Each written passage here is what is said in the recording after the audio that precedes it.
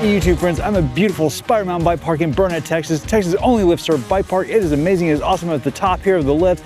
It is a great experience. I never knew such a thing existed in Texas. I'm going to take you along for the rides, let you know what I think, and give you an overall tour of the bike park. Let's get into it.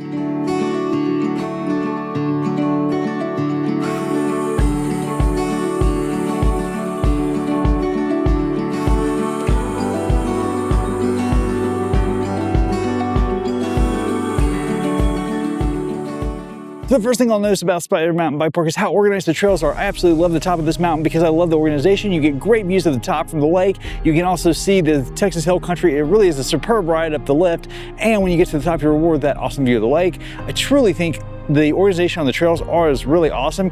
Each trail is well marked with an entrance.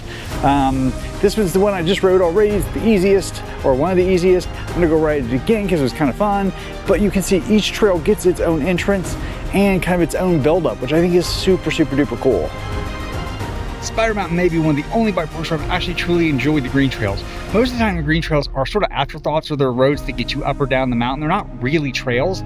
This actually feels like the green trails are something. Itsy Bitsy is a really fun little green trail. I think it's the second easiest on their order of easiest to hardest, but I actually really enjoyed Itsy Bitsy, and I normally hate green trails. So let me take you on just a brief part of Itsy Bitsy so I can show you that. Itsy Bitsy is one of the first green trails I've ever done that actually qualifies as a real trail. Most green trails are simply afterthoughts or roads that they use to get up or down the mountain that they slap a label on and call a trail in order to say that they have green trails. They're more afterthoughts than true trails. Itsy Bitsy was different than that. Itsy Bitsy had actual berms that were very rideable and very enjoyable. Check this out. That's a real berm, and it's a great green beginner berm. It's not too steep, not too deep, but it also gives you a little bit of leadway because it's not too skinny either. So the ride while green actually gives you an opportunity to do some real mountain biking and feel like you're actually doing something and accomplishing something. Unlike most mountains where greens are an afterthought, Itsy Bitsy feels as though it's actually an integral part of the mountain, and it's lovely maintained. Spider has 3 green runs, 6 blue runs, and 2 black runs. The black runs definitely don't look for the faint of heart, and I will tell you, the blue runs, I'm already about halfway into them, and they are getting progressively more technical and more difficult.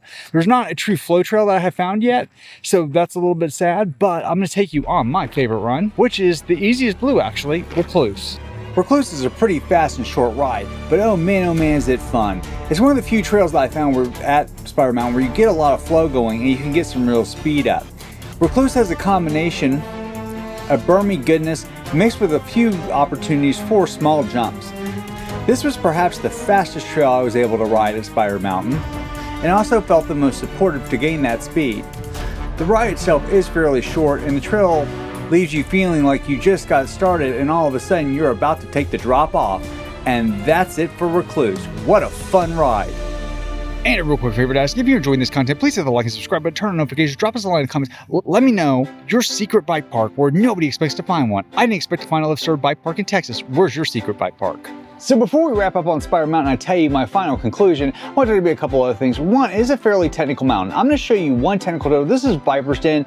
Again, it's rated as one of the easier blues. However, it is definitely techy, and in particular, it's very rocky, and some of the rocks have very weird angles. And what I realized on this ride is you will become a better intermediate rider if you ride it.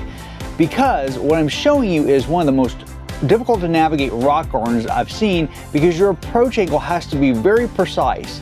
Otherwise, you're going to have a hard time navigating your bike through the rock garden. But it will make you a better rider for having ridden it. And we'll talk about that more in the conclusion. Second of all, Spider Mountain does not have a lot of amenities. I'm showing you the base area. The base area is fairly simple. It has a small bike shop, and by small I mean one guy and a little bit of equipment. It has a small pro shop that has some very basic stuff. It has a small food truck that is basically serving hot dogs and nachos. All right, moment of truth. What do I think of Spider Mountain Bike Park in Burnet, Texas? First of all, you get some beautiful rides. Texas Hill Country is absolutely gorgeous. It's very unique vegetation. Really cool to ride. You get a beautiful view of Lake Buchanan. The park itself is not super crowded. It's just super awesome to be riding a lift-served bike park in Texas. I'm here in winter and it's 80 degrees. How awesome is that? I'm in shorts and a t-shirt. How awesome is that?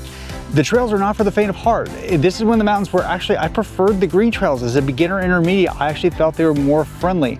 I did advance through most of the blue trails, but they really aren't blue flow trails. So if you're looking for that blue flow that I absolutely love, where it's a combination of berms and jumps that just make you feel like you're on a roller coaster and it's hero riding, this is not your bike park. Basically every trail is a tech trail. Even their flow trails are highly technical because there's still a lot of rock gardens you have to navigate, and that just creates a lot of challenge. Some of them are kind of funky angles, so your line choice in this park is absolutely critical to your success. I actually had a moment of freak out, and when I sat down and I thought about it, what I realized was the entire ride was dependent on line choice. Now, would I come back here? Absolutely, it was a lot of fun. I've been riding here 2 days, I think it's great, and I've enjoyed my time here. Would I make a special trip, or do I think it's necessarily a 2-day ride? No, I think you could actually enjoy this park in 1 day and have a great day and not necessarily feel like you missed anything. If you're a more technical advanced rider, you're probably gonna be able to knock it out in 1 day, feel completely satisfied with your choices there. For a beginner or intermediate like me, 1 day is probably sufficient. 2 days you can prolong it to and still have a great time. No more than 2 days. As always, if you've enjoyed this video, please hit the like and subscribe button, turn on notifications, drop me a line in the comments of your favorite secret bike park, your sleeper park, the one that nobody knows about. As always, thanks for watching. Take care.